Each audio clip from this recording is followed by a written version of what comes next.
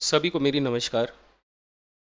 जैसे कि टॉपिक है टाइम एंड डिस्टेंस के हाल ही में हुए एग्ज़ाम और कुछ पुराने एग्ज़ाम भी पिछले 2 साल के, इन सारे के जो टाइम एंड डिस्टेंस के क्वेश्चन पूछे गए, टॉप के 25 क्वेश्चन इस वीडियो में सॉल्व करेंगे। तो आप समझ सकते हैं कि कितनी इंपॉर्टेंट वीडियो है। और अगर आप पहले मुझसे पढ़े हैं तो आपको पता है कि क्वेश्चंस का लेवल क्या रहने वाला है। सबसे अच्छी बात है कि सारे क्वेश्चंस एग्ज़ाम में ही पूछे गए हैं, तो आपको स्केप्टिकल होने की ज़रूरत नहीं है कि यार ये तो आएगा ही नहीं, क्योंकि ये आ चुका है। तो आपको इसके अच्छे सॉल्यूशंस आने चाहिए। क्वेश्चन नंबर 1 से शुरू करते हैं। हमको बोला जा रहा है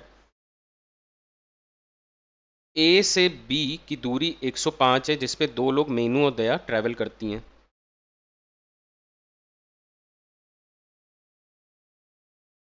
ठीक है, बहुत अच्छा क्वेश्चन और हर साल पूछा जाता है ये। मैं इसको आपको दो ट्रिक बताऊंगा, एक नहीं दो ट्रिक बताऊंगा, पर बड़े ध्यान से समझिएगा। जब तक क्वेश्चन पूरा खत्म ना हो जाए तब तक ध्यान से देखिएगा। दया चली 25 की स्पीड से, उसकी स्पीड ज़्यादा थी, मेनू की स्पीड 10 थी। दया बी पॉइंट पहुंच गई और वहां से वापस लौटने लगी, बी को छू के वापस लौटने लगी, और उतनी देर में मेनू जो है यहीं तक पहुंच पाई, और दोनों जहां पे मिले उस पॉइंट को हमने कह दिया सी। उस पॉइंट को हमने कह दिया सी। अब यहाँ पे देखिए, गौर करने वाली बात यह है, सबसे पहले फर्स्ट ट्रिक मैं आपको बताता हूँ कि जहाँ पे टाइम सेम है, टाइम हमारा क्या है, सेम है, जितने टाइम मेनू चली उतने ही टाइम दया चली, तो क्या हम बोल सकते हैं T1 is equal to T2। और T1 का फॉर्मूला क्या होता है, डिस्टेंस अपॉन स्पीड। अगर इस वैल्यू को हमने x ले लिया तो मैं बोल सकता हूँ कि ये पूरी 105 थी, और ये क्या हो जाएगी 105 माइनस एक्स। तो मेनून की जो टाइम थी वो क्या होगा, उसने जो डिस्टेंस चला अपॉन उसकी स्पीड, और इसका टाइम हो जाएगा इसका डिस्टेंस अपॉन इसकी स्पीड दया की। यहाँ से इजीली हम x की वैल्यू निकाल सकते हैं। 525 माइनस 5x 210 प्लस 2x, ये इधर जाएगा और ये इधर आएगा। 7x इज इक्वल टू 315, और x की वैल्यू आ गई 45। याद रखिएगा, हमसे पूछ क्या रहा है, a से c की दूरी। ठीक है, x तो हमने क्या लिया है, b से c की दूरी को, तो आंसर क्या आएगा 105 माइनस 45 यानी कि 60 किलोमीटर। अब मैं आपको, अभी कहीं नहीं जाना है आपको, अभी सेकंड ट्रिक देखिए, जो कि आपकी बहुत सारे क्वेश्चन में, बोट एंड स्ट्रीम, ट्रेन, सब में काम आती है और बहुत सिंपल कर देगी आपके सॉल्यूशन को। जब भी इस तरीके का क्वेश्चन आए और टाइम आपको सेम है दोनों कंडीशन में, स्पीड गिवन है, तो हमेशा हम इसको यूज़ करते हैं, distance directly proportional to speed. तो जो स्पीड का रेशियो होगा वहीं हम मानेंगे डिस्टेंस का रेशियो। अब आप ये भी बोल सकते हैं कि distance is equal to speed into time होता है, तो डिस्टेंस को टाइम के भी प्रोपोर्शनल मान सकते हैं, पर ऐसा नहीं होगा, क्योंकि देखिए यहाँ पे टाइम सेम है पर दोनों की स्पीड अलग अलग है, इस वजह से स्पीड के कंपैरिजन यहाँ पे किया जा रहा है। वरना अगर टाइम तो सेम ही है तो डिस्टेंस भी सेम हो जाएगा, जो कि गलत हो जाएगा। हमेशा हम लोग को ध्यान रखना है, डिस्टेंस को स्पीड के प्रोपोर्शनल रखना है जब टाइम हमारा सेम हो। 2:5, ये भी 2:5 होगा दोनों का डिस्टेंस, यानी कि इसने जो डिस्टेंस चला, अब मैं बोल सकता हूँ 2x इसने चला और इसने चला दया ने 5x, और टोटल डिस्टेंस दोनों ने कितना चला, टोटल डिस्टेंस की अगर बात करें तो 105 प्लस x चला दया ने और 105 माइनस x चला मेनू ने, यानी कि टोटल डिस्टेंस दोनों ने मिला के 210 चला, जो कि वैल्यू आ जाएगी 2 + 5 7x की। x की वैल्यू आ गई 30, और डायरेक्टली यहाँ से आंसर आ जाएगा 2 × 30 60 किलोमीटर। आई होप मैंने आपको ये क्वेश्चन अच्छे से समझाया हो, क्योंकि एग्जाम में इस बार भी ज़रूर पूछा जाएगा और बहुत अच्छा क्वेश्चन है। ये question one of the best question है इस पूरे वीडियो का। CHSL में पूछा गया, बहुत साल बाद, पहले पूछा जाता था इस टाइप का क्वेश्चन।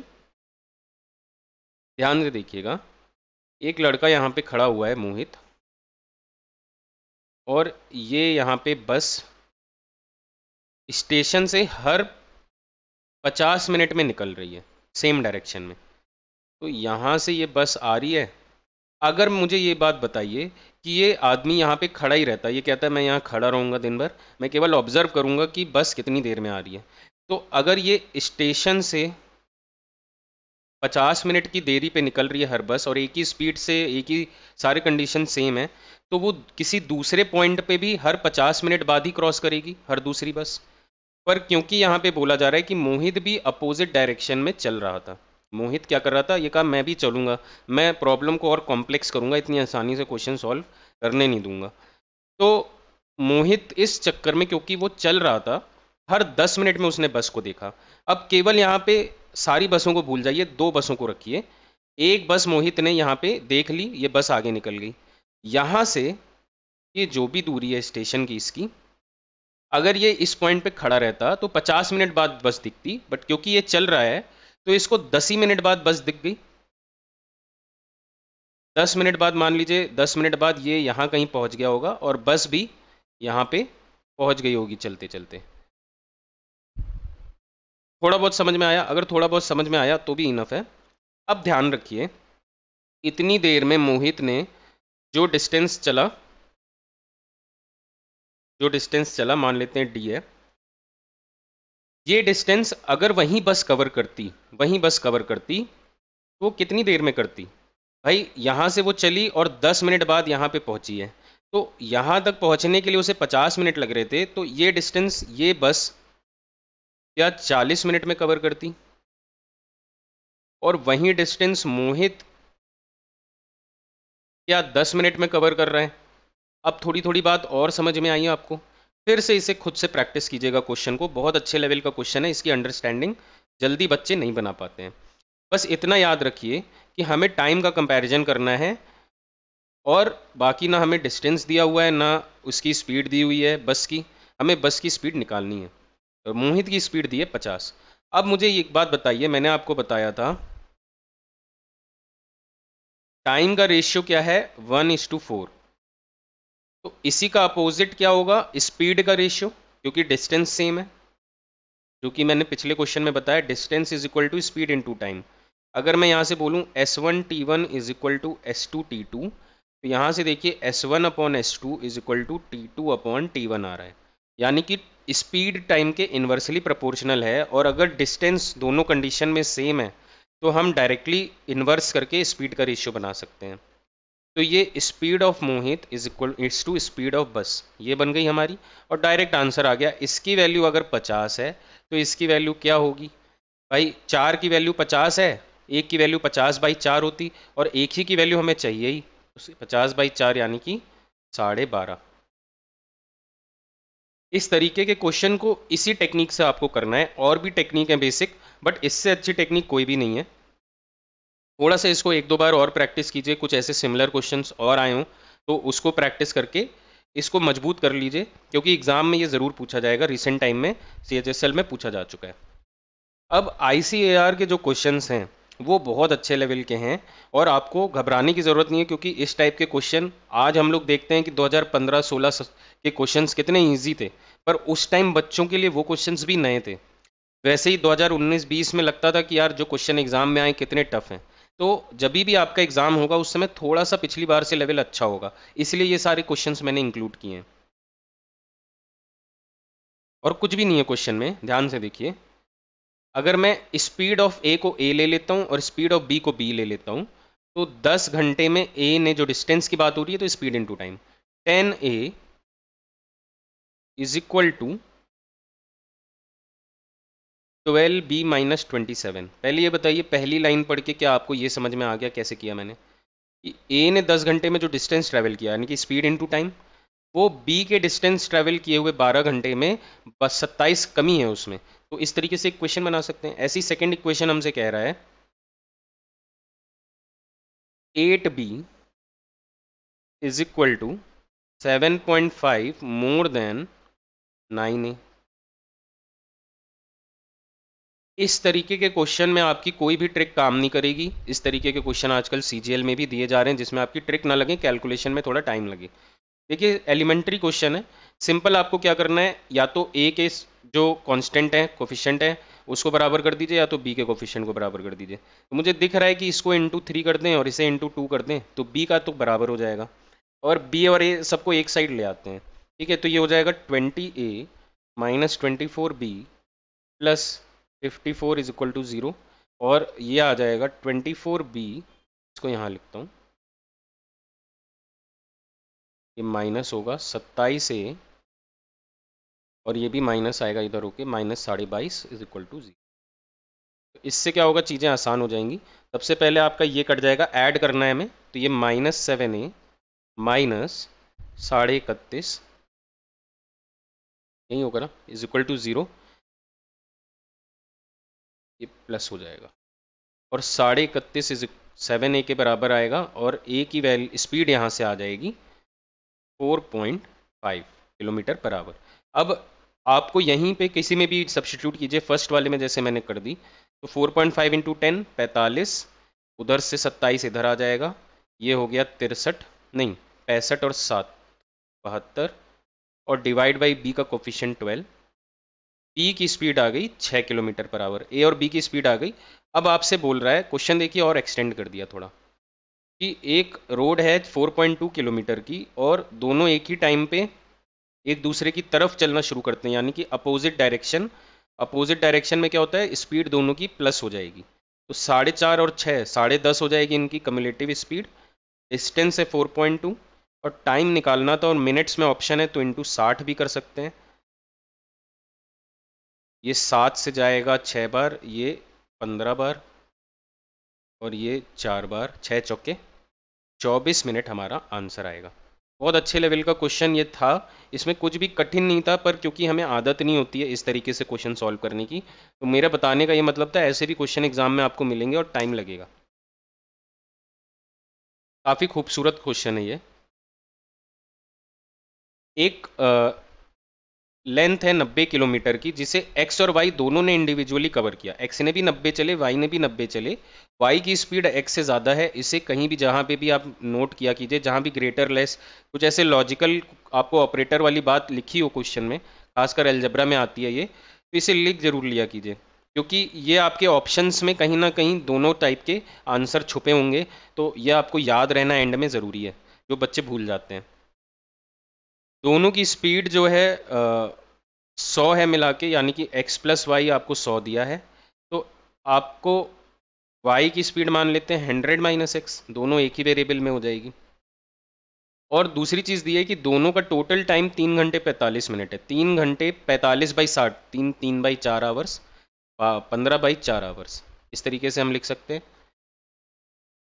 अब टाइम दिया हुआ है डिस्टेंस अपॉन स्पीड, तो x का टाइम क्या होगा, 90 डिस्टेंस है अपॉन उसकी स्पीड x, प्लस y का टाइम क्या होगा 90 अपॉन 100 माइनस एक्स, और इज इक्वल टू 15/4। दोनों का टाइम मिला के 15/4 है। यहाँ से थोड़ा सिंप्लीफाई भी कर दें, यह आ जाएगा 6 कॉमन ले लेंगे, ऊपर आ जाएगा 100 माइनस एक्स प्लस एक्स, नीचे आ जाएगा x 100 minus x is equal to 1/4। और यहाँ से अगर करें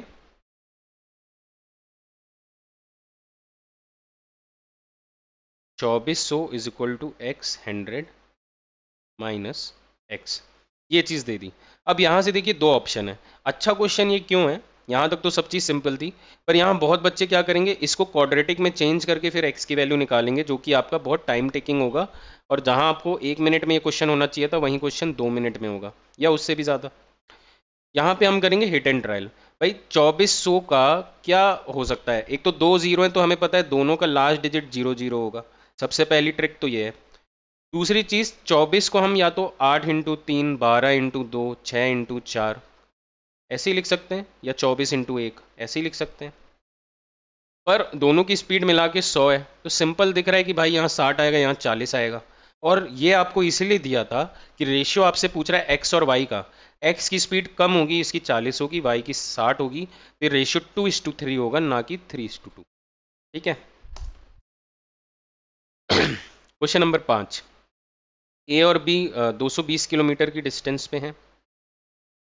ऐसा सिमिलर क्वेश्चन सीपीओ 2019 में पूछा गया था, और फिर देखिए वहाँ से फिर 3 साल बाद ये क्वेश्चन CHSL 2022 में आया। ये सारी डिटेल आपको कोई नहीं बताएगा, जिसने सारे ईयर्स के पेपर प्रैक्टिस किए हैं वो बता पाएगा। और ये बताना इसलिए ज़रूरी है कि आपको महत्व पता चले प्रीवियस ईयर क्वेश्चंस का। ए जो है 10:30 बजे के आधे घंटे बाद शुरू करता है और बी 12 बजे शुरू करता है। तो एक बात समझ लीजिए, जब दूसरा वाला यानी कि जो लेट शुरू करेगा, ये 12 बजे शुरू कर रहा है, तब तक हमें पता लगाना पड़ेगा कि ये पहला वाला कहाँ पहुंचा, और ये हमें डायग्राम उस हिसाब से फिर चेंज करना पड़ेगा। तो इसका डिस्टेंस थोड़ा कम हो जाएगा। अब दोनों का टाइम सेम होना चाहिए, तभी हम फॉर्मूले अप्लाई कर पाएंगे। और क्योंकि ये 11 बजे चला था और 12 बजे देखना है, 1 घंटे में इसकी स्पीड क्या है 40 किलोमीटर पर आवर, तो 1 घंटे में 40 चला होगा, यहाँ पहुँच गया होगा 40 किलोमीटर कवर करके। तो ये नया फॉर्मूला क्या हो गया, या नया डायग्राम क्या बनेगा, 180 की दूरी है, टाइम है 12 बजे दोपहर के, नून टाइम इसे बोलते हैं, और ये 40 की स्पीड से चल रहा है, ये 30 की स्पीड से चल रहा है। और हाँ जी, यहाँ पे एक चीज़ चेंज है कि बी जो है ए से दूर भाग रहा है, बी जो है ए से दूर भाग रहा है। नेक्स्ट डे वो लोग कब मिलेंगे, ये नेक्स्ट डे मैंने पढ़ते ही समझ गया कि भाई सेम डे होता तो ये तो बहुत जल्दी मिल जाते, नेक्स्ट डे इसीलिए मिल रहे हैं क्योंकि ये आगे बढ़ता जा रहा है बी।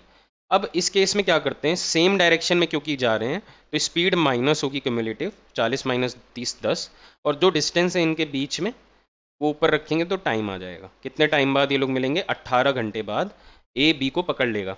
तो 18 घंटे बाद 12 बजे से 18 घंटे देखना है, तो रात के 12 बजे तक 12 घंटे और अगले 6 घंटे यानी कि सुबह 6 बजे तक हुए। तो क्वेश्चन बड़ा छोटा सा था, पर ऐसे क्वेश्चन में भी बच्चे फंस सकते हैं। क्वेश्चन ये वाला भी बड़ा अच्छा है,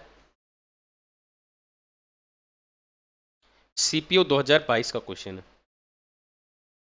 दीपा जो है अपने घर से चलती है और 4 किलोमीटर नॉर्थ की तरफ जाती है, फिर लेफ्ट मुड़ जाती है, 6 किलोमीटर साइकिल करती है।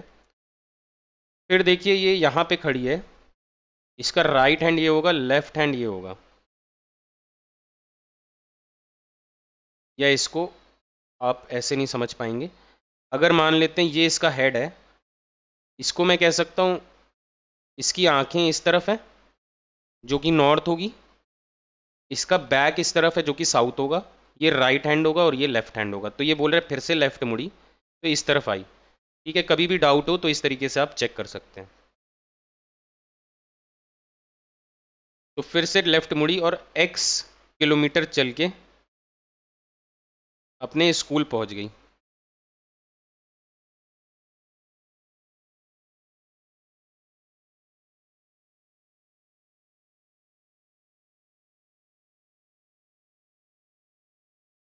Point A is to the east of her school. East मतलब क्या हुआ, राइट साइड, राइट साइड। अब देखिए अगेन राइट साइड क्या होगा, ये वाला। तो ये पॉइंट ए है मान लो, और ये भी बोला जा रहा है 3 kilometre to the south of her house. तो साउथ इसके हाउस का कहाँ होगा, मान लेते हैं यहाँ पे कहीं वो चल के आई स्कूल पे, और यहाँ पे वो पॉइंट था राइट में ए, और ये पॉइंट यहाँ से 3 किलोमीटर था क्योंकि इसका घर यहाँ पे है, तो यहाँ से 3 किलोमीटर नीचे था ये point. What is the value of x. तो यहाँ से सिंपल समझ में आ रहा है कि भाई 4 किलोमीटर चली है और ये 3 किलोमीटर है, अगर तो 4 और 3 7 होगा, ये वैल्यू 7 हो जाएगी। बात समझ में आई कि नहीं। यहाँ पे क्वेश्चन में बस इस वजह से ये क्वेश्चन दिया हुआ है कि आपको डायरेक्शंस में कोई भी डाउट आता है तो आपको इस वाले क्वेश्चन में क्लियर हो जाएगा। काफ़ी अच्छे लेवल का डायरेक्शन का क्वेश्चन है ये, और ये चीज़ आपकी रीजनिंग में भी पूछी जा सकती है या मैथ्स में भी आ सकती है, पर है तो टाइम एंड डिस्टेंस का ही ये question. Question number 7, again ICAR। ICAR के नाम से डरना मत आप लोग, ठीक है, बस थोड़ी बहुत कैलकुलेशन है, बाकी कुछ भी नहीं। देखिए इस तरीके का क्वेश्चन मैंने कल डाला हुआ था कि क्या होता है जब एक दूसरे की तरफ दो लोग बढ़ना शुरू करते हैं। ये पॉइंट ए बी है, यहाँ से x चला, यहाँ से y चला, तो ऐसा कोई पॉइंट आएगा बीच में जहाँ पे ये दोनों एक दूसरे को मिले होंगे और फिर यहाँ से अपनी अपनी जर्नी कंटिन्यू कर ली होगी।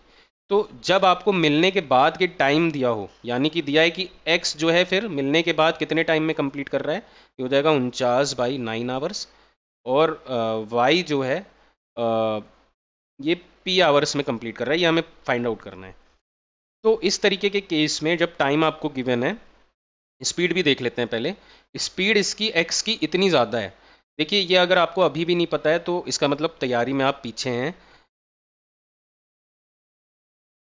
ये सारे परसेंटेजेस को फ्रैक्शन डायरेक्टली याद होना चाहिए। ये होता है 1/7 और ये देखिए इसी का डबल लग रहा है तो ये होगा 2/7। ठीक है, ये याद हो जाती हैं क्वेश्चंस प्रैक्टिस करते करते। अगर नहीं भी हो रही हैं तो इसे फिर चेंज करके आपको डिवाइड बाई 100 करके देखना पड़ेगा, इस पे आना पड़ेगा, जिसमें 5-10 सेकंड आपके एक्स्ट्रा जाएंगे। तो 2/7 अगर लिखा होता कि x की स्पीड इतनी है y की, तो हम कहते कि जो डिनोमिनेटर है वो तो y का होगा जिससे कंपैरिजन हो रहा है, ये तो दोनों ही केस में होगा। अगर इतनी होती है तो 2x, पर इतनी ज़्यादा है यानी कि इस इतनी परसेंट ज़्यादा है y से, तो क्या होगा 7 + 2 9x हो जाएगी x की स्पीड। ठीक है, तो अब हमें ये समझ में आ गया। अब फॉर्मूले पे आते हैं। Speed of 1 plus by speed of 2 is equal to time taken by 2 upon time taken by 1 root में। ये इस तरीके के क्वेश्चन में स्पेसिफिकली फॉर्मूला यूज होता है। तो यहाँ पे स्पीड का रेशियो तो आ ही गया हमारे पास। x की स्पीड 9x है, y की स्पीड 7 है, और यहाँ पे y का टाइम लेना है तो जो कि p है, और ये होगा 49/9 यानी कि 9 ऊपर चला जाएगा, है ना। और यहाँ से अगर हम कैलकुलेट करके देखें 9/7 इज इक्वल टू 3√p/7 ऐसे लिख सकते हैं। और यहाँ से p को कैलकुलेट करेंगे तो स्क्वायर आ जाएगा 3 का यानी कि 9। तो ये 9 आवर्स यहाँ पे लगे थे y को x से मिलने के बाद ट्रिप कंप्लीट करने में। ये क्वेश्चन बहुत ही छोटा लेवल का क्वेश्चन है, ये सी लिखना भूल गया मैं।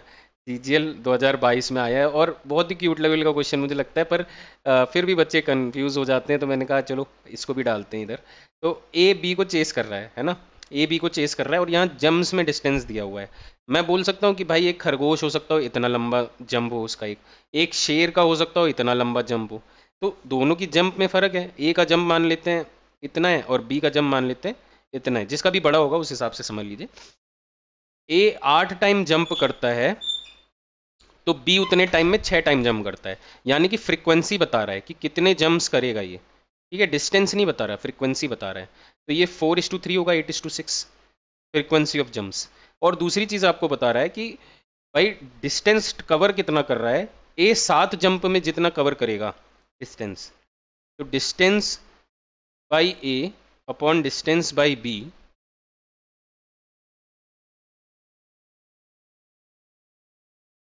या इसको इस तरीके से देख सकते हैं कि ए ने वहीं डिस्टेंस 1 2 3 4 5 6 7 जंप में कवर किया, और वहीं डिस्टेंस बी ने 1 2 3 4 5 में कवर किया। यानी कि मैं ऑटोमेटिकली यहाँ से दिख रहा है कि ए की एक जंप की डिस्टेंस कम है, बी की एक जंप की डिस्टेंस ज़्यादा है।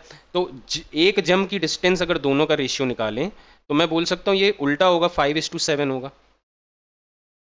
बात समझ में आई आपको? ये मैं डायरेक्ट बेसिक से भी बता सकता था, पर ऐसे आपको और रियलिस्टिक तरीके से पता चल गया। इसके बाद की बात यह है कि रेशियो ऑफ स्पीड दोनों की पूछ रहा है, तो बस कुछ नहीं है, दोनों को कर दीजिए आप यहाँ से मल्टीप्लाई। ए के नीचे ए 4 × 5 और बी के नीचे बी 7 × 3 21। ये कैसे किया हमने? स्पीड क्या होती है? स्पीड होती है डिस्टेंस अपॉन टाइम, और frequency is equal to 1/t होता है, ये आपको पता होना चाहिए। 1/t होता है, ये सब फिजिक्स में आता है, मैथ्स में आपको याद करने की जरूरत नहीं, इसीलिए मैंने फॉर्मूले से नहीं बताया, आपको इस तरीके से बताने की कोशिश की, फिर भी आपके मन में कुछ डाउट ना रह जाए इसलिए मैंने फॉर्मूला भी एंड में लिख दिया। तो ये डिस्टेंस का एक रेशियो हो गया, एक जंप का जो इसका डिस्टेंस का रेशियो हो गया, और ये फ्रीक्वेंसी का रेशियो हो गया, ये फ्रीक्वेंसी का रेशियो हो गया। यानी कि टाइम का रेशियो अगर हम बात करें, टाइम का रेशियो तो ये होता है 1/4:1/3 टाइम का रेशियो। और फिर हम इसको डिवाइड करते तो वापस वही बात आती, जो कि बहुत ज़्यादा क्वेश्चन कंफ्यूजिंग हो जाएगा। आप इसको इस तरीके से याद रख सकते हैं। ये भी अच्छा क्वेश्चन है, बड़ा सिंपल सा क्वेश्चन है, पर क्योंकि ये कैट में पहले इस तरीके के क्वेश्चन आते थे, अब आ गया है ये इस बार, तो मैंने कहा आपको रूबरू तो होना चाहिए। डायमीटर है एक साइकिल के पहिए का 7 सेंटीमीटर, डायमीटर 7 है तो रेडियस क्या है 7/2। पेरीमीटर क्या होगा 2πr, यानी कि 2 × 22/7 × 7/2 यानी कि 22 सेंटीमीटर। ये चीज़ यहाँ तक क्लियर है अपनी। अब साइक्लिस्ट जो है 75 मिनट लगा रहा है इस स्पीड से किसी डेस्टिनेशन पे पहुंचने के लिए। तो डिस्टेंस अगर पता लगाना है तो स्पीड इनटू टाइम कीजिए। ये क्या होगा 60 यानी कि 1 प्लस 15/60 यानी कि 1/4 यानी कि 5/4। ये टाइम हो गया 5/4 और स्पीड हो गई 36.3। ये आ जाएगा 9.75 और यहाँ से आ जाएगा 25, 37, 48.75 किलोमीटर। ये आपका डिस्टेंस है टोटल। आपको पूछ रहा है कितने रिवॉल्यूशन वो व्हील ने लगाया उस जर्नी के दौरान। अब देखिए ये सेंटीमीटर में, ये किलोमीटर में, तो इसको भी सेंटीमीटर में करेंगे। तो 1 किलोमीटर में 1000 मीटर होते हैं, तो इंटू 1000, और 1 मीटर में 100 सेंटीमीटर होते हैं इंटू 100 यानी कि 10⁵ ये आ जाएगा 4875 इंटू 1000 ऐसे लिख देते हैं। और डिवाइड कर देंगे अगर सरकमफरेंस से, जैसे सिलेंडर वाले कुछ क्वेश्चन होते हैं ना कि भाई सिलेंडर को लिया और पिच को रोल कर रहे हैं तो बताइए कितने रिवॉल्यूशंस लगे या कितना उसने कितना डिस्टेंस कवर किया। यहाँ पे रिवॉल्यूशंस की बात हो रही तो ऐसे ही करते हैं, पेरीमीटर नाप लिया पहिए का और जो टोटल डिस्टेंस है उससे डिवाइड कर दिया तो हमारे आ जाएंगे नंबर ऑफ रिवॉल्यूशन। तो यहाँ से अगर कैलकुलेट करें ये 2 है, सॉरी ये 075 होगा, 075। तो ये 1 0 और हट जाएगा और यहाँ 0 आ जाएगा और यहाँ पे आएगा 4 3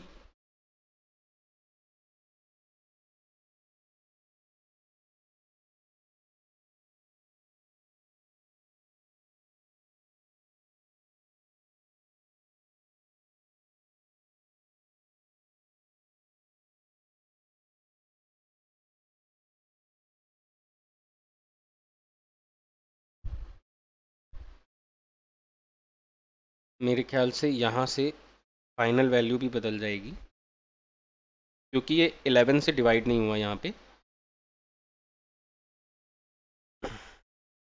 ये हो जाएगा 25, ओके, ये आ जाएगा 37 और ये 45। तो यही चीज़ यहाँ आ जाएगी 45 375 इंटू 100 अपॉन 22। तो ये 2 बचा और ये होगा 4125।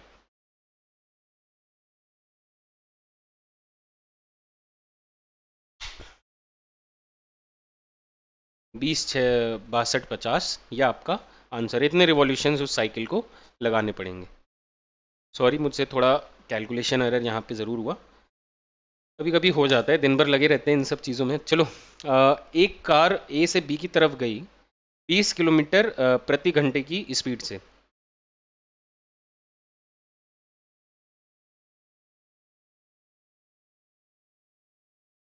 डेढ़ घंटे बाद एक और कार ए से ही 30 की स्पीड से जाने लगी, पर वो 2.5 घंटे पहले ही पहुंच गई पहले कार से।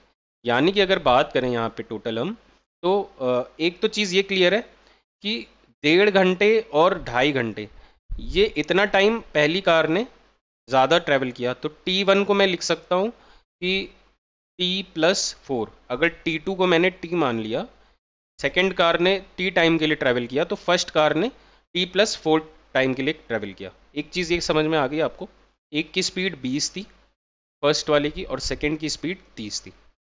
यहाँ से एक चीज़ क्लियर होनी चाहिए आपको कि ये 4 घंटे में फर्स्ट वाली कार कितना कवर कर लेगी डिस्टेंस। 20 की स्पीड है तो 80 किलोमीटर ही कवर करेगी, 80 किलोमीटर कवर करेगी। तो मैं इसको इस तरीके से भी फ्रेम कर सकता हूँ कि भाई 4 घंटे में स्टार्टिंग में ही मान लूँ कि ए चल गया और फिर बी ने चलना शुरू किया और दोनों एक टाइम पे यहाँ पे पहुँच गए, तो बोलना गलत नहीं होगा। तो 4 घंटे में ये 80 किलोमीटर की दूरी थी। यहाँ पे पहला बंदा ए मान लेते हैं और यहाँ दूसरा बंदा या एक्स और वाई मान लेते हैं, दूसरा बंदा वाई है, ये चलना शुरू किया। इसकी स्पीड 20 है, इसकी स्पीड 30 है, सेम डायरेक्शन है। टाइम क्या आ जाएगा 80 अपॉन ये माइनस होगा 30 - 20 10। टोटल टाइम था 8 घंटे बी का और ए का टोटल टाइम क्या था 12 घंटे। यहाँ से डिस्टेंस पूछ रहा है, 8 × 30 कर दीजिए चाहे 12 × 20 कीजिए, आपका आंसर 240 आए। ये भी बड़ा अच्छा क्वेश्चन है। एक ध्यान से देखिए, 1 घंटे की बात हो रही है। 1 घंटे में एक बस ने कितने स्टॉपेज लिए। अगर बिना स्टॉपेज के उसकी स्पीड 60 थी और विद स्टॉपेज की उसकी स्पीड 54 थी। इस क्वेश्चन में अगर 1 घंटे की बात की जाए, डायरेक्टली 60 - 54 कीजिए, आपका आंसर आ जाएगा, कुछ करने की ज़रूरत नहीं। अब ये क्यों आया, पहले तो डाउट ये आता है ना कि ऐसे कैसे कर दें। तो ये इसलिए आया कि भाई अगर वो स्टॉप नहीं लेती तो 1 घंटे में कितने किलोमीटर चलती, 60 किलोमीटर चलती। पर उसने स्टॉप लिया, इंक्लूडिंग स्टॉपेज जो स्पीड आती है वो एवरेज स्पीड आती है 1 घंटे की, तो यानी कि वो एक्चुअल में 54 किलोमीटर चली, चलने तो उसे 60 किलोमीटर। हर मिनट क्या वो 1 किलोमीटर कवर करती, 54 किलोमीटर कवर की, यानी कि ब्रेक बीच में कितने का रहा, 6 मिनट का, 6 किलोमीटर, तभी गैप आ गया। सारी चीज़ बेसिक है, लॉजिक है। फिर भी आपको अगर इक्वेशन से करना हो तो भी आप इस तरीके से कर सकते हैं कि अगर मैंने 60 जो स्पीड है 1 माइनस स्टॉपेज टाइम को एस ले लीजिए इज इक्वल टू 54 इंटू 1, ये क्या हो गया S1T1 is equal to S2T2 मैंने लगाया। दोनों ही केस में डिस्टेंस तो सेम ही होगा, चाहे रेस्ट लिया हो चाहे ना लिया हो, डिस्टेंस तो दोनों ही केस में सेम होगा, स्पीड का फर्क होगा और टाइम का फर्क होगा। यहाँ से आपकी S निकल के आ जाएगी, सेम ही चीज़ है, सेम बात है।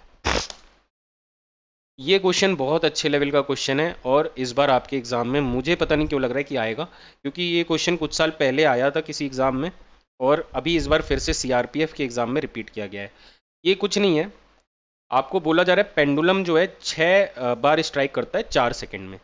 तो अगर मैं बोलूं कि स्टार्टिंग से 0 के बाद वो कितनी बार, कितने समय में सबसे पहली बार स्ट्राइक करेगा, तो आपको क्या करना पड़ेगा, 4/6, क्योंकि वो ऐसा है ना कि अगर आप बोलते हैं कि इस तरीके से 4 सेकंड में वो 6 बार स्ट्राइक कर रहा है, यानी कि करीब यहाँ पे पहली बार स्ट्राइक कर रहा है 1 सेकंड से कम में ही, तो ये 4 सेकंड/6 करेंगे तो ये पहली बार कब स्ट्राइक कर रहा है कितने टाइम पे, ये हमें पता चलेगा। ऐसे ही सेकंड वाले का करेंगे तो ये 5/8 आ रहा है। अब आपसे बोल रहा है दोनों पेंडुलम एक टाइम पे, यानी कि 0 पे दोनों एक बार स्ट्राइक हो गए और उसके बाद सिलसिला चला 1 मिनट के अंदर, यानी कि 60 सेकेंड्स के अंदर वो बोल रहा है कितने क्लियर स्ट्राइक सुनाई देंगे। क्लियर स्ट्राइक का क्या मतलब होता है, क्लियर स्ट्राइक वो स्ट्राइक होती है जिसमें एक पेंडुलम तो बजे पर दूसरा ना बजे, या पहला ना बजे और दूसरा बजे। जब दोनों एक साथ बजेंगे वो वाला हमें उसमें एक्सक्लूड करना है, ये वाला पोर्शन एक्सक्लूड करना है। इस तरीके की सिमिलर प्रॉब्लम आपने LCM HCF चैप्टर में देखी होगी। और कैसे करते हैं इस टाइप का क्वेश्चन, पहले तो आपको इन दोनों का LCM निकालना है। अगर हमें दिया होता कि कितनी बार वो लोग एक साथ स्ट्राइक करेंगे 1 मिनट में, तो हम क्या करते, LCM निकालते, जो ये हमने इसको 2/3 लिख लेते हैं, इसे 5/8। तो ऊपर वाले का LCM लेते हैं जो कि आ जाता है 10, और नीचे वाले का हम क्या करते लेते, क्या लेते, नीचे वाले का HCF जो कि 1 आता, कोई कॉमन टर्म नहीं है दोनों में। तो LCM 10 आ रहा है, यानी कि हर 10 सेकेंड में दोनों एक साथ स्ट्राइक करेंगे, साइमल्टेनियसली दोनों एक साथ स्ट्राइक करेंगे। तो इसका मतलब 1 मिनट में, यानी कि 60 सेकेंड में कितनी बार वो लोग एक साथ स्ट्राइक करेंगे, 6 बार, 6 बार स्ट्राइक करेंगे, जो कि हमें नहीं काउंट करना है। तो ये वैल्यू आ गई 6। अब बात करते हैं दूसरी चीज़ों की। अब क्योंकि इतनी बार, इतने टाइम बाद ये पहली बार स्ट्राइक कर रहा है, अगर इसी को मैं 60 से मल्टीप्लाई कर दूं तो मुझे पता चल जाएगा कि भाई कितनी बार ये स्ट्राइक करेगा 1 मिनट में। या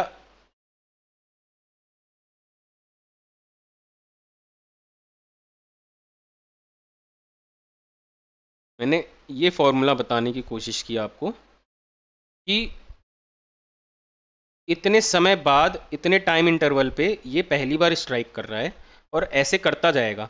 तो जब ऐसी कंडीशन है और टोटल टाइम 60 सेकेंड है, तो 60 को हमें इस टाइम इंटरवल से डिवाइड करना पड़ेगा, तभी मिलेगा कितनी बार स्ट्राइक करेगा। तो ये वैल्यू 15 आ गई और ये ऊपर जाएगा तो ये बन जाएगा 90।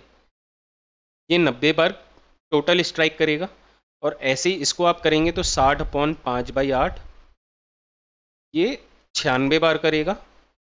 90 + 96 - 6,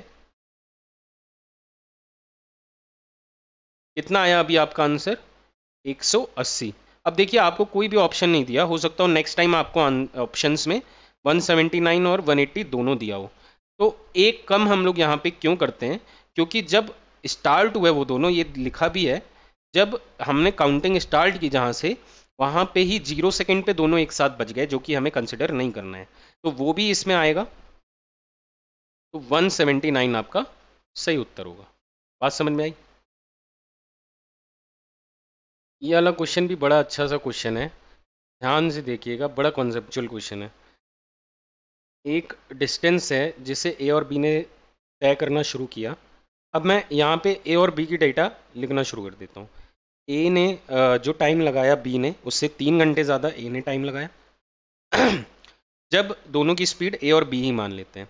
फिर सेकंड केस में क्या हुआ कि ए ने स्पीड डबल कर दी, इस बार इसकी स्पीड 2a हो गई, इसकी स्पीड बी ही रही, तो इसको तो उतना ही टाइम लगा और ए को t-1 टाइम लगा, 1 घंटा कम टाइम लगा बी से। यहाँ पे देखिए दो तरीके हैं, मैं दोनों तरीके आपको बताऊंगा। पहला तरीका S1 T1 is equal to S2 T2। अगर फर्स्ट कंडीशन की बात करें तो स्पीड ए है और टाइम ये है, तो a इंटू टी प्लस 3, क्योंकि डिस्टेंस दोनों ही केस में d ही है, b इंटू टी। और सेकेंड केस में बात करें तो 2a t-1 is equal to b into t. और इन दोनों केस को देखते हुए हम लिख सकते हैं a t plus 3 is equal to 2a t-1, t plus 3 is equal to 2t-2, t is equal to 2 उधर जाके प्लस होगा 5 आवर्स। और आपसे पूछ रहा है ए की यूजुअल स्पीड पे उसे कितना टाइम लग रहा था, तो 5 + 3 8 आवर्स। ठीक है, अब मैं आपको सेकेंड बात बताता हूँ, पर फिर भी मैं आपको बताऊँ कि देखिए दो तरीके हैं, दो फॉर्मूले मैं दोनों लिख देता हूँ और ये भी बता देता हूँ कब आपको कौन सा यूज़ करना है। एक तो ये जो हमने अभी डिस्कस किया, और सेकेंड फार्मूला होता है सेम डिस्टेंस के लिए जब अलग अलग स्पीड से कवर किया गया हो, दोनों का टाइम का डिफरेंस डेल्टा टी, दोनों की speed delta s is equal to d. एक ये फॉर्मूला होता है। तो इसको आपको किस किस कंडीशन में यूज़ करना है? इसे यूज़ करना है जब क्वेश्चन में लास्ट में टाइम पूछा गया हो, जैसे इस क्वेश्चन में पूछा गया था। इसे आपको तब करना है जब आपको डिस्टेंस या एक स्पीड कोई आपको अननोन कर दे, वो पूछा जाए, तब आपको ये वाला फॉर्मूला यूज़ करना है। क्यों? क्योंकि इसमें देखिए हमने फटाफट अपना आंसर निकाल लिया, टाइम पूछा जा रहा था। इससे भी निकल आएगा, पर हो सकता हो थोड़ा एक स्टेप एक्स्ट्रा लगे। इस क्वेश्चन में टेस्ट कर लेते हैं इसे। ए की स्पीड एक बार ए थी, एक बार 2a थी, और डिफरेंस 2a माइनस ए क्या आएगा a। टाइम का डिफरेंस देखिए, एक बार उसे t+3 लग रहे थे और एक बार t-1 लगा, तो इसको आप करोगे तो टाइम डिफरेंस 4 घंटे का आया और डिस्टेंस d ही आया। यहाँ से d is equal to 8a के बराबर आया, और एक स्टेप देखिए आपका बढ़ गया बस, क्योंकि यहाँ पे कुछ भी नहीं दिया है तो आपको एक स्टेप में ज़्यादा टाइम नहीं लगेगा, पर हो सकता हो अलग क्वेश्चन में ज़्यादा टाइम लग जाए। तो आपको पूछ रहा है ए को यूजुअल स्पीड से डी डिस्टेंस कवर करने में कितना टाइम लग रहा होगा, तो आंसर क्या आ जाएगा 8, क्योंकि ए की स्पीड भी ए ही है और डिस्टेंस आ गया ए के टर्म्स में 8a, है ना। अब ये क्वेश्चन क्लियर होना चाहिए। अब अगले कुछ क्वेश्चन हम लोग करेंगे ट्रेन्स के ऊपर, फिर नेक्स्ट कुछ क्वेश्चन हम लोग करेंगे बोट एंड स्ट्रीम के ऊपर, और उसके बाद हम लोग लास्ट में एवरेज स्पीड के ऊपर कुछ क्वेश्चन करेंगे, क्योंकि उसके ऊपर भी काफ़ी ज़्यादा क्वेश्चन आजकल पूछे जा रहे हैं। ठीक है, आगे के 11 क्वेश्चन आपको कुछ इस तरीके से मिलेंगे। एक ट्रेन जो है जो 450 किलोमीटर चलती है अपनी यूनिफॉर्म स्पीड से, पर 5 किलोमीटर ज़्यादा स्पीड होती तो उसे 1 घंटा कम लगता सेम डिस्टेंस को कवर करने में। कितना टाइम वो लगेगा उसे 315 किलोमीटर अपनी यूजुअल स्पीड में। अब देखिए आपको डिस्टेंस दिया हुआ है, आपको यहाँ पे स्पीड निकालनी है पहले ट्रेन की, तब आप ये चीज़ निकाल पाओगे। तो मैंने आपको पिछले ही में बताया था कि अगर ये डिस्टेंस या स्पीड अननोन हो तो आप ये वाला फॉर्मूला यूज़ कीजिए तो ज़्यादा क्विक रहेगा। तो मैं स्पीड इसकी यूजुअल स्पीड s मान लेता हूँ, नेक्स्ट स्पीड s+5 आएगी, और स्पीड में चेंज 5 का है, टाइम में डिफरेंस 1 घंटे का है, और डिस्टेंस है 450 किलोमीटर।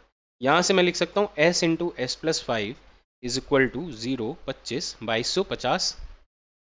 2250।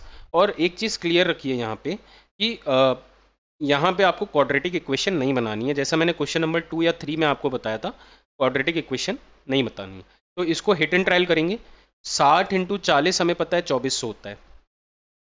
अब यहाँ देखिए एक ही ज़ीरो है, तो हमें पता है कि एक वैल्यू में तो 0 एंडिंग होगा और दूसरी वैल्यू में 5 एंडिंग आएगा, तभी 50 आ रहा है लास्ट 2 डिजिट्स में।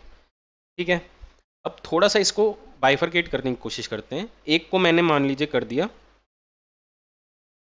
5, कम कर दिया इसे 55, इसे 5 ज़्यादा कर दिया तो भी काम नहीं बनेगा, क्योंकि ये 45 हो जाएगा, 10 ज़्यादा करेंगे तो 50 होगा।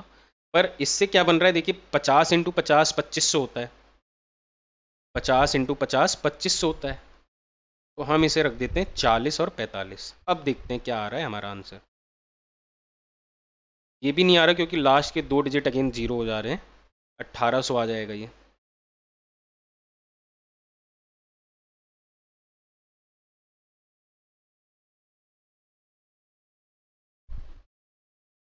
ये करके देख लेते हैं, ये बचा है, यही पॉसिबिलिटी होगी और आंसर आपका आ गया। तो यूजुअल स्पीड आपकी क्या आई 45, 315 कितनी देर में कवर करेगा?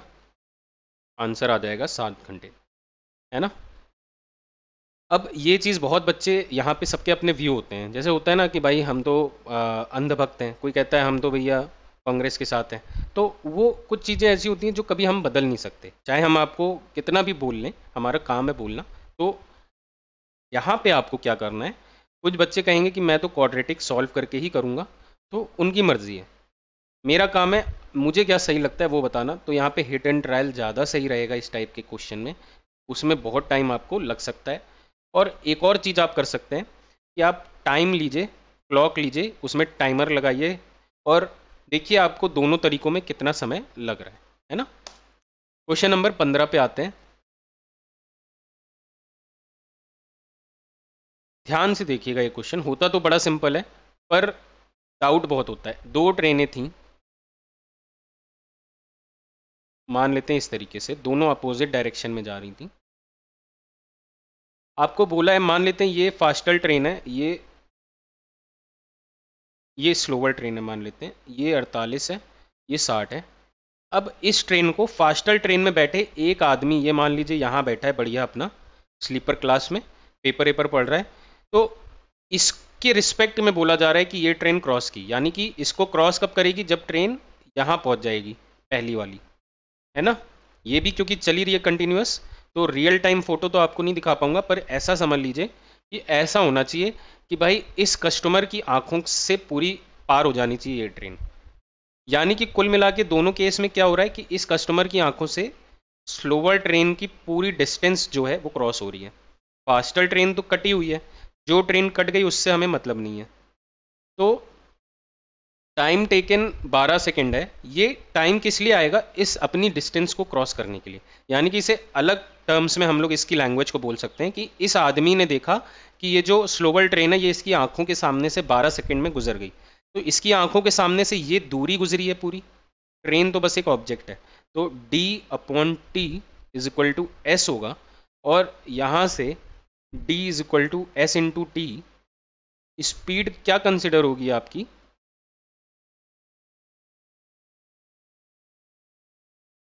बताइए, 48 होगी कि 60 होगी? अब यहीं आप लोग चूकते हैं। भाई मैंने कहा था ये भी चल रही है, ये भी चल रही है, तो इसको, इसकी स्पीड आप नेग्लेक्ट नहीं कर सकते। अपोजिट डायरेक्शन में है तो हमेशा प्लस ही होगी। तो ये स्पीड होगी 108, और अगर मैं इसे मीटर पर सेकंड में देखूं तो ये हो जाएगी 30, और टाइम है 12, और आंसर आ जाएगा 360। अगर आपको ये नहीं भी समझ में आता क्वेश्चन और एग्जाम में आप बस इतना कर लेते, दोनों की स्पीड को ऐड करते और 30 × 12 करते जैसे नॉर्मल क्वेश्चन करते हैं, आपका आंसर आ जाता।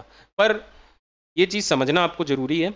अब केस दूसरा भी हो सकता है कि भाई यहाँ पे आदमी बैठा हो स्लोवर ट्रेन में और फास्टर ट्रेन को क्रॉस करते हुए देख रहा हो। उस केस में फास्टर ट्रेन की डिस्टेंस हम लोग कंसिडर करेंगे। अब ये क्वेश्चन देख लीजिए, इसमें आपका सब कुछ क्लियर हो जाएगा। इसीलिए मुझे ICAR के और CRPF के क्वेश्चन इसमें वीडियो में डालने पड़े ताकि आपके लिए भी बेटर रहे। एक ट्रेन की A की लेंथ 4/5 है, ट्रेन B की लेंथ की। तो A और यहाँ B लिख लेते हैं। इसकी लेंथ 4x मान लेते हैं, इसकी 5x हो जाएगी। इसकी स्पीड 63 है, इसकी 45 हो जाएगी। नेक्स्ट चीज़ बोल रहे हैं 15 सेकेंड दोनों को क्रॉस करने में लग रहा है, यानी कि फर्स्ट कंडीशन दी है। ये कब होगी? अपोजिट, यानी कि स्पीड दोनों की प्लस होगी। ये होगी अगेन 108, और पिछले क्वेश्चन में हमने कैलकुलेट किया 108 मतलब 30 मीटर पर सेकेंड। तो कितना टाइम लग रहा है? 30 × 15 सेकेंड, 450 ये जो आया। ये ट्रेन ए प्लस ट्रेन बी दोनों की डिस्टेंस यहाँ कंसिडर होती है जब अपोजिट डायरेक्शन में दोनों मूव कर रही हूँ। यहाँ पे ये सब कुछ भी नहीं दिया कि एक पैसेंजर को देखा या कुछ किया, दोनों को एक दूसरे को क्रॉस करने में, यानी कि D1 + D2 जो कि आ जाएगा 9x। x की वैल्यू आ गई 50, और यहाँ से A की दूरी आ गई 200 मीटर, B की दूरी आ गई 250 मीटर। नेक्स्ट चीज़ अब देखते हैं सेकेंड कंडीशन। अब आ गया आपके पास कि ट्रेन सी जो कि लेंथ 160 मीटर है और स्पीड इतनी है, ट्रेन ए के साथ कंपैरिजन हो रहा है, तो अब ए और सी को लिखते हैं। इसकी लेंथ 200 है, इसकी लेंथ 160 है, इसकी स्पीड 63 है, इसकी स्पीड 90 है, और सेम डायरेक्शन की बात हो रही है, यानी कि माइनस होंगी स्पीड। तो 90 माइनस 63 27, और 27 इंटू 5/18 अगर कर लें तो ये आ जाएगा 15/2 मीटर पर सेकेंड इनकी स्पीड हो गई। और डिस्टेंस हमेशा ऐड होगा चाहे कोई भी कंडीशन हो, 360 डिस्टेंस है, सेम डायरेक्शन में है तो हमने माइनस किया, ये 2 ऊपर चला जाएगा, और ये आ गया 48 सेकेंड्स लगेंगे। यहाँ पे 3 ट्रेनों की बात हो गई, अपोजिट डायरेक्शन की भी बात हो गई, सेम डायरेक्शन की भी बात हो गई। आई थिंक यहाँ से आपको ट्रेन का क्वेश्चन क्लियर हो जाना चाहिए। अब 2020 का क्वेश्चन करते हैं। एक ट्रेन जो है वो 48 किलोमीटर की स्पीड से एक मैन को क्रॉस करती है सेम डायरेक्शन में।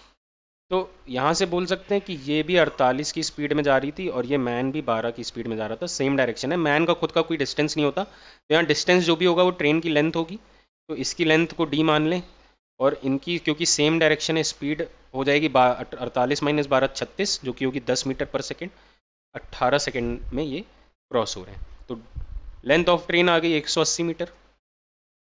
यहाँ से नेक्स्ट अगेन बोला जा रहा है कि इस बार ट्रेन तो चल रही है अपनी डायरेक्शन में, पर एक वुमेन चल रही है अपोजिट डायरेक्शन में, इसकी स्पीड हमें निकालनी है और टाइम लग रहा है 12 सेकेंड।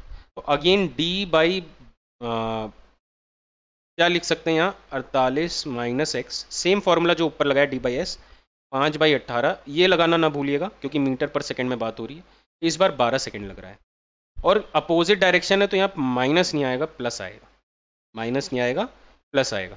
तो डी तो हमें पता है भाई 180 है, यहाँ की जगह हम 180 लिख सकते हैं, ये कट के हो जाएगा 15, और यहाँ से ये कट के हो जाएगा 3, ये 18 ऊपर चला जाएगा, 54 is equal to 48 plus x, x की वैल्यू आ गई 6 किलोमीटर पर आवर। अब ये किलोमीटर पर आवर ही क्यों आई, क्योंकि अंदर हमने किलोमीटर पर आवर कंसिडर किया तभी तो बाहर 5/18 लगाया है, अगर अंदर ही मीटर पर सेकेंड होता तो फिर ये 5/18 गलत हो जाता, तो इसलिए ये किलोमीटर पर आवर में आएगी। ये छोटी छोटी चीज़ें ध्यान रखिए। 18वें क्वेश्चन पे चलते हैं। एक ट्रेन है, एक कार है, इसकी स्पीड कार से 30% ज़्यादा है, यानी कि इसकी 100x है तो इसकी 130x है, यानी कि 10:13 मैं बोल सकता हूँ। दोनों P से Q पे गए जो 130 किलोमीटर दूर था, पर बीच में ट्रेन और दोनों ही एक टाइम पे पहुंच रहे हैं, स्पीड ज़्यादा है फिर भी एक टाइम पे पहुंच रहे हैं। क्यों? क्योंकि ट्रेन जो है बीच में 30 मिनट के लिए रुक जाती है।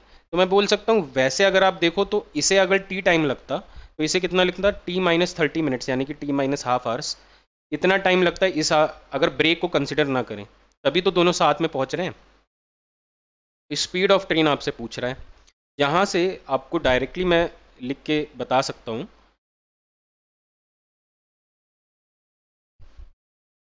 (13x × 10x) अपॉन, अब मैं यहाँ पे क्योंकि स्पीड पूछ रहा है तो मैं सेकंड फॉर्मूला लगाऊंगा, difference 3x S1 S2 upon delta s, time का फर्क क्या है, आधे घंटे का, half, is equal to distance 130 आपको दिया हुआ है, 13 और 10 मिलके 130 ही होंगे, ये कट गया, एक x ये कट गया, तो x/6 is equal to 1, x is equal to 6 आ गया। और यहाँ से आपको क्या बोल रहा है, स्पीड ऑफ ट्रेन बताइए, 13 छक्के 78 आपका आंसर आ गया। एक और चीज़ है यहाँ पे क्वेश्चन में कि देखिए आपको कोई भी ऐसा ऑप्शन नहीं दिया है जहाँ पे 13 का मल्टीपल हो, ये भी नहीं है, ये भी नहीं है, ये भी नहीं है, ये भी नहीं है, और 13x है ट्रेन की स्पीड, कहीं पे भी डेसिमल वगैरह कुछ की बात ही नहीं हो रही है, तो वैसे भी अगर टाइम कम है तो आप एग्जाम में से टिक कर सकते थे। ये बहुत ईजी क्वेश्चन है, पर बच्चों को अगर नहीं पता है, नहीं सॉल्व किया है तो भाई पता होना चाहिए। जब किसी ब्रिज या प्लेटफॉर्म को एक ट्रेन क्रॉस करती है, मान लेते हैं ये ट्रेन है, इसकी खुद की लेंथ है L और ये ब्रिज है, इसकी खुद की लेंथ है B, तो जब भी हम लोग D is equal to S into t लगाते हैं, उसमें डिस्टेंस में length of train plus length of bridge लेते हैं, कोई भी कंडीशन हो जाए।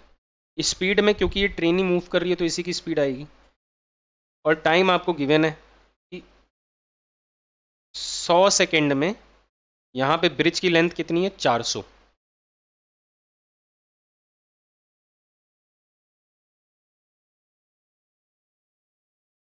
और सेकंड कंडीशन होगी ब्रिज की लेंथ कितनी है, 235, तो टाइम लेती है 60। यहाँ दोनों को अगर हम डिवाइड करते हैं तो s हट जाएगा और यहाँ से l निकाल लेंगे और ट्वाइस द लेंथ आ जाएगा 25। ये कैलकुलेशन मैं आपके ऊपर छोड़ रहा हूँ। सेकेंड चीज़ मैं आपको ट्रिक बताना चाहता हूँ एक इसमें, कि फर्स्ट टाइम देखिए दोनों ही डिस्टेंस में डिफरेंस देखिए क्या है। दोनों ही डिस्टेंस में डिफरेंस अगर मैं ऐसे सॉल्व करूँ तो कितना है, 165 मीटर का डिफरेंस है। यानी कि दोनों ब्रिज में जो डिफरेंस है वही डिफरेंस है। लेंथ ऑफ ट्रेन तो सेम ही रहेगी दोनों में। और टाइम का डिफरेंस कितना आ रहा है, 40 सेकेंड का। ये भी बात समझ में आई। यानी कि इस एक्स्ट्रा 40 सेकंड की वजह से ये 165 मीटर का जो एक्स्ट्रा पार्ट था ब्रिज का उसे क्रॉस कर रहा है। तो इसकी स्पीड डायरेक्टली मैं यहाँ से लिख सकता हूँ डिस्टेंस अपॉन टाइम, और ये वैल्यू आ जाएगी 16.5 यानी कि 4.125 मीटर पर सेकेंड। इसकी स्पीड आ गई खुद की। और यहाँ से अगर मैं रख दूँ किसी भी इक्वेशन में तो मेरी L की वैल्यू आ जाएगी 12.5, और वहाँ से ट्वाइस ऑफ L की वैल्यू क्या आ जाएगी, 25। ठीक है, दोनों चीज़ आपको समझ में आनी चाहिए। अब कर लेते हैं कुछ बोर्ड के क्वेश्चन। ये सीपीओ में आया हुआ है। 40 kilometre down stream, 25 kilometre up stream. इसका जो इस तरीके के क्वेश्चन होते हैं ना, जहाँ डाउन स्ट्रीम और अप स्ट्रीम डिस्टेंस मिला के आपको टाइम दिया हो, तो वहाँ पे इंडिविजुअल टाइम को ऐड करना है। टाइम ऑफ डाउन स्ट्रीम, जहाँ पे हम क्या लेंगे, डाउन स्ट्रीम स्पीड को a, और डाउन स्ट्रीम स्पीड को a नहीं बल्कि बोट की स्पीड को a ले लेते हैं और स्ट्रीम की स्पीड को b। बाकी आपको जो भी लगे आप वैसे ले सकते हैं। तो डाउन स्ट्रीम स्पीड हमेशा a प्लस बी होती है। यहाँ पे मैं पूरा बोट का कॉन्सेप्ट तो आपको नहीं समझा सकता, पर मैंने एक वीडियो बोट एंड स्ट्रीम पे बनाई हुई है, आप जाके उसे ज़रूर देख सकते हैं मेरे चैनल पे। और मैं आपसे ये भी बोलूँगा, अगर अभी तक आप टिके हुए हैं तो ज़रूर इस वीडियो को लाइक और कमेंट करके मुझे बताइएगा कि आपको वीडियो अच्छी लगी। सेकेंड कंडीशन आ रही है 48 upon a plus b plus 36 upon a minus b is equal to 10। यहाँ पे देखिए हम कुछ नहीं कर सकते। यहाँ पे हमें इसके कोफिशिएंट जो हैं, जो यानी कि न्यूमरेटर जो हैं, उनको बराबर लाना पड़ेगा। अब मुझे दिख रहा है कि ये 8 इंटू 5 है, ये 8 इंटू 6 है, यानी कि यहाँ पे मैं इंटू 6 कर दूँ पूरे इक्वेशन को, और यहाँ इंटू 5 कर दूँ, तो ये वाला पार्ट मेरा सेम आ जाएगा। तो इसे मैं बिना कैलकुलेट किए कैंसिल कर दूंगा, मेरा टाइम बचेगा। और यहाँ इंटू 6 करूँगा, ये 150 आएगा, यहीं लिख लेता हूँ मैं। यहाँ पे 36 इंटू 5 180 आएगा। इंटू 6 यहाँ करूँगा तो ये पूरा 45 बन जाएगा, और ये 50 बन जाएगा। अब मैं ध्यान से देखूँ तो ये वैल्यू दोनों तरफ बड़ी है, तो इधर से इसको माइनस कर दें तो 30 upon a minus b is equal to 5, a minus b is equal to 6। अब मैं किसी भी इक्वेशन में रख के देख लूँ तो ए प्लस बी निकालना पड़ेगा मुझे। वहाँ से ए प्लस बी मुझे मिल जाएगा 40 upon a plus b plus 25 upon 6 is equal to 15/2।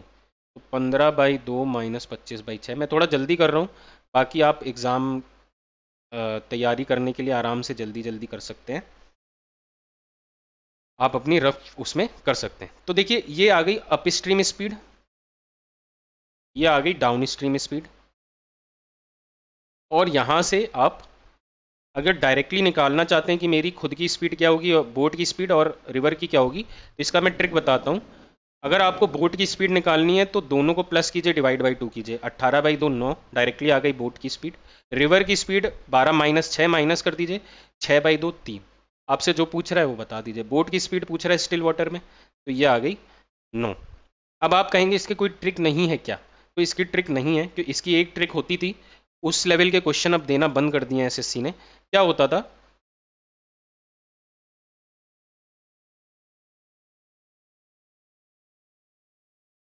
कि जैसे यहाँ पे आपको दिख रहा है ना, HCF आ रहा है दोनों का 8, यानी कि हाईएस्ट कॉमन फैक्टर, वैसे ही यहाँ पे भी दोनों का HCF आता था कुछ हाईएस्ट कॉमन फैक्टर। यहाँ पे तो कुछ भी नहीं है, 6 इंटू 6 5 इंटू 5 है।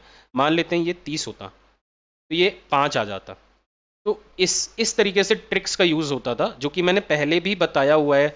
जो 1 साल पहले मैंने वीडियो बनाई उसमें भी बताया था कि ये ट्रिक को फॉलो ना कीजिए, क्योंकि आगे एसएससी ऐसे क्वेश्चन देगी कि आपको ट्रिक नहीं लगेगी, पूरा करना पड़ेगा।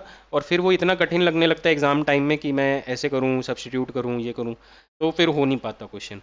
तो यहाँ पे इस क्वेश्चन के लिए बेटर यही है कि वो ट्रिक मैं इसीलिए आपको बता भी नहीं रहा हूँ। आपको ऐसे ही करना है, क्वेश्चन को ऐसे ही सॉल्व करना है। ये बड़ा अच्छा क्वेश्चन है और बड़ी सिंपल सी इसकी सॉल्यूशन है। एक बोट को डाउन स्ट्रीम जाने में 2/3 टाइम लगता है जितना कि वही डिस्टेंस अप स्ट्रीम जाने में। यानी कि मैं बोल सकता हूँ डाउन स्ट्रीम टाइम 2x है और अप स्ट्रीम टाइम 3x है। टाइम का रेशियो 2:3 है और डिस्टेंस क्योंकि सेम है, ये मैंने स्टार्टिंग के क्वेश्चंस में बताया हुआ है, डिस्टेंस जब सेम होगा तो टाइम के इन्वर्स हो जाएगा स्पीड का रेशियो। तो मैं बोल सकता हूँ ये downstream is to upstream speed क्या है 3/2, a plus b upon a minus b is equal to 3/2 है। और मैंने अभी पिछले ही क्वेश्चन में बताया है कि डायरेक्टली अगर आपको बोट और उसकी चाहिए तो इसको प्लस कर दीजिए 5/2, a हो जाएगी a is to b is equal to 5/2 upon 3 minus 2 1/2 यानी कि 5/1। a इज टू बी 5:1 आ गया।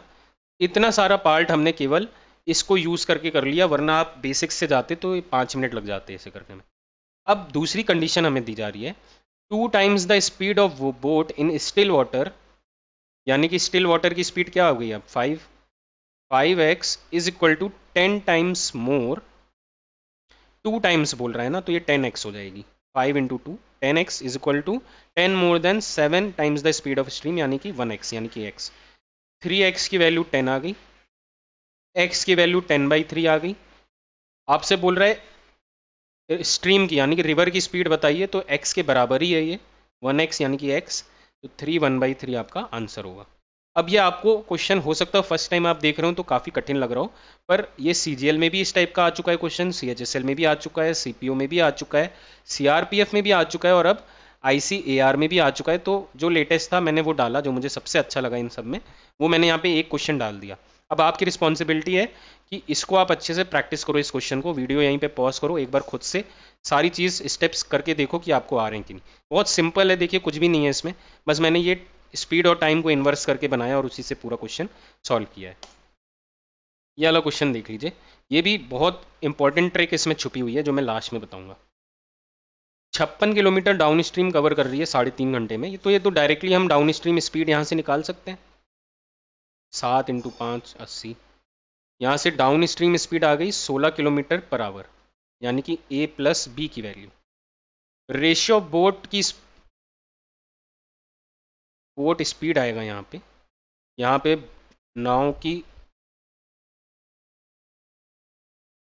स्पीड आएगी, यहाँ पे ध्यान रखिएगा, गलती से वो स्पीड छूट गई है। 3:1 है, यानी कि मैं बोल सकता हूँ 3x plus x is equal to 16, x is equal to 4। यहाँ से मैं बोल सकता हूँ बोट की स्पीड 12 है और रिवर की स्पीड 4 है।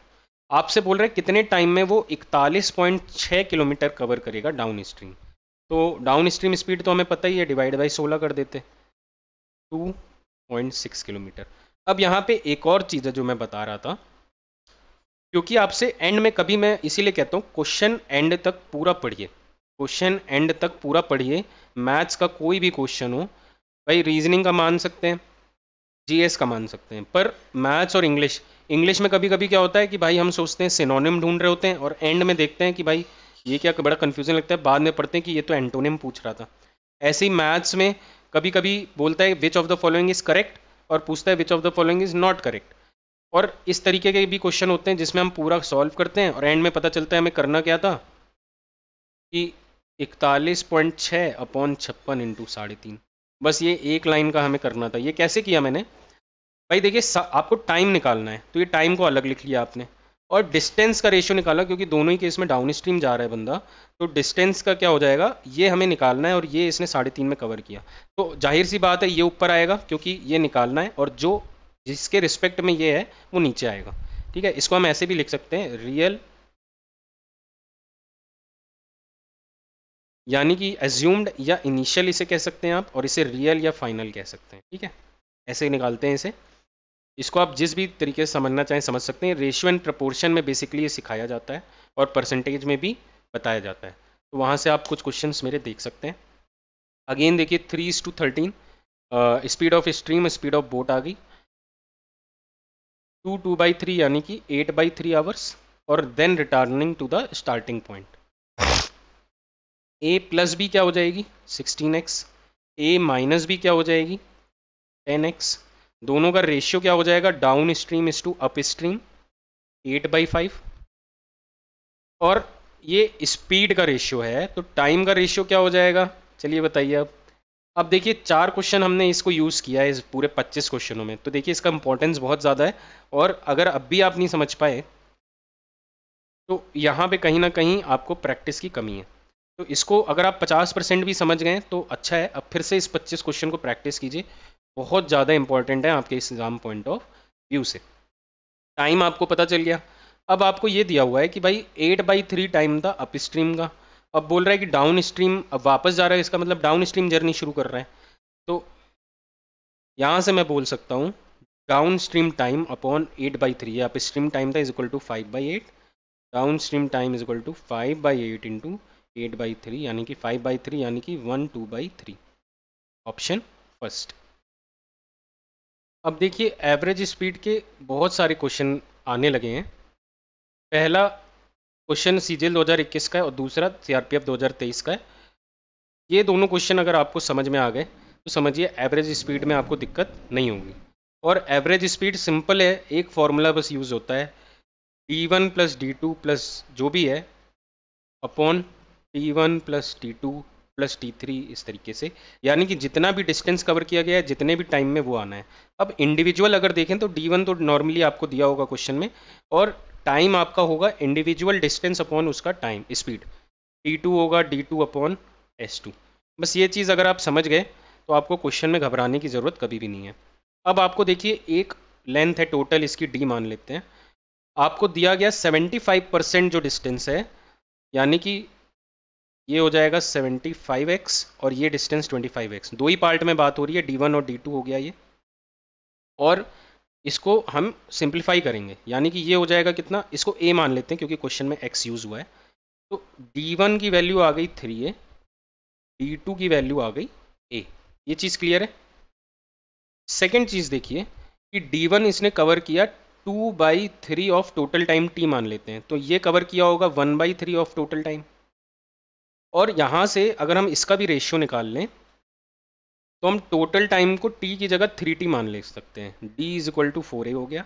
ऐसे ही total time is equal to 3t मान लिया अगर, तो ये t1 आ गया 2t और t2 आ गया t के बराबर। ठीक है, दोनों मिलके 3t बन रहे हैं। अब आपको देखिए एक चीज़ तो दी है एवरेज स्पीड, तो एवरेज स्पीड का फॉर्मूला लगाइए 130 is equal to d1 plus d2 यानी कि 4a upon t1 plus t2 यानी कि 3t। पहला है कंडीशन। सेकेंड कंडीशन आपको आ गई कि भाई आपको स्पीड सेकेंड टाइम की दी हुई है इस वाले पार्ट की, तो स्पीड क्या होगी, x दी हुई है स्पीड, स्पीड है डिस्टेंस यानी कि d2 है a और टाइम है t, a/t की वैल्यू के बराबर x है। तो यहाँ डायरेक्टली फर्स्ट वाले में a/t की जगह क्या मैं यहाँ पे x लगा सकता हूँ, यानी कि 130 is equal to 4/3x, direct ऐसे सब्सटीट्यूट कर सकते हैं। x की वैल्यू आ जाएगी 390/4 और हमें x/2 की वैल्यू चाहिए, यानी कि 390/8 की वैल्यू चाहिए। यहाँ से कैलकुलेट करेंगे तो ये 440 पॉइंट समथिंग कुछ भी आएगा, तो एक ही ऑप्शन है, उसके आगे कैलकुलेट करने की ज़रूरत ही नहीं। लास्ट क्वेश्चन है, ये भी बड़ा अच्छा क्वेश्चन है। एक पर्सन ने 1/4 जर्नी कवर की 30 की स्पीड से, अनदर 1/4 जर्नी कवर की 36 की स्पीड से और रेस्ट जो भी बची, तो आपको पता होना चाहिए 1/4 का मतलब क्या होता है 25%। तो ये हो गया 25, ये 25, तो ये बची कितनी 50, यानी कि 1/2 हो गई। और अगर तीनों को आप ऐड करें तो टोटल डिस्टेंस हम क्या लिख सकते हैं 1 हो गया। टोटल डिस्टेंस फ्रैक्शन में हमेशा 1 आएगा, परसेंटेज में हमेशा 100 आएगा। यहाँ से आप कैसे भी ले सकते हैं, तो मैं इसे ऐसे ले लेता हूँ, ज़्यादा सही रहेगा, फ्रैक्शन अवॉइड होंगे। तो ये आ जाएगा 1:1:2, तो टोटल डिस्टेंस आ गया 4 और ये आ जाएगा 1:1:2, ये मैंने मान लिया डिस्टेंस को। ऐसी स्पीड आपको दी है और लास्ट की स्पीड y दी है और होल जर्नी की एवरेज स्पीड आपको दी है ये। पहले तो आपको ये कैलकुलेट करना पड़ेगा, 37 × 29 कीजिए पहले। 29 3 तो मुझे आता है 87 प्लस 29 7 मुझे जेनुइनली नहीं आता, मैं क्या करता हूँ 30 × 7 करोगे 210, माइनस 7 कर दो 203, तो ये आ जाएगा 20 की कैरी, 87 था तो 107 ये आया और इसमें 7 जोड़ेंगे तो 1080।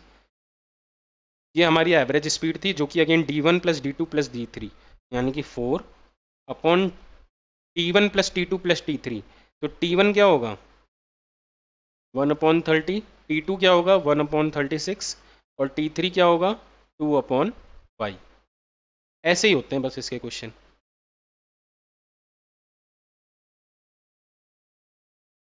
अब ध्यान से देखिए, 4 से पहले तो मैं इसको कैलकुलेट कर देता हूँ, ये 270 हो जाएगा और इसका आपको एलसीएम लेना पड़ेगा।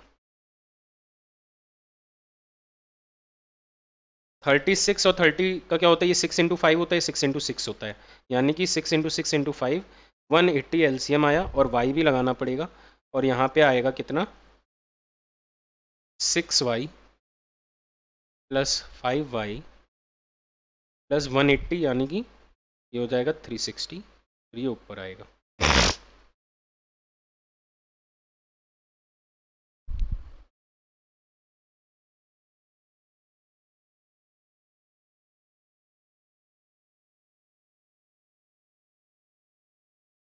यहाँ से मुझे मिलेगा 33y plus 1080 equal to 58y और यहाँ से मिलेगा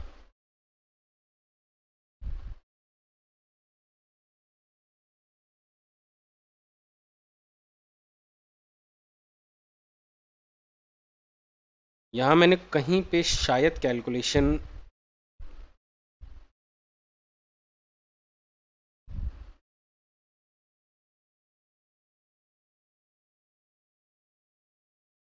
गलत की है, इसको एक बार फिर से चेक करना पड़ेगा।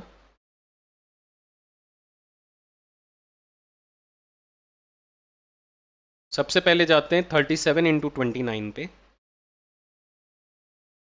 तो ये क्या आएगा 29 7 जा 203 1073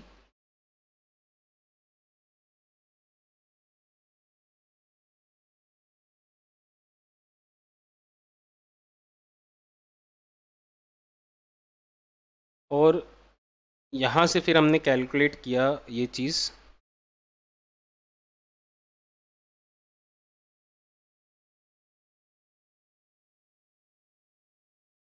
एलसीएम आया यहाँ से 180y 6y plus 5y plus 360 11y plus 360 ये ऊपर गया, ये आ गया 180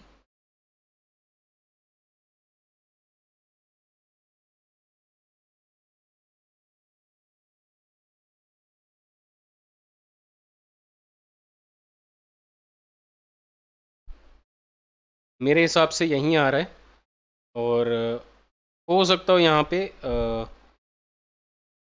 अगर हम वैसे देखें तो ये 43 पॉइंट समथिंग आंसर आ रहा है, तो ऐसा भी नहीं हो सकता नियरेस्ट डेसिमल, हो सकता है यहाँ पे ऑप्शंस गलत दिए हों या ये क्वेश्चन एग्जाम में गलत हो, पर आप मोटा मोटी समझ गए कि आपको करना कैसे ये क्वेश्चन। हो सकता हो मेरी कैलकुलेशन कहीं गलत हो, इसको चेक ज़रूर कर लीजिएगा लास्ट क्वेश्चन को।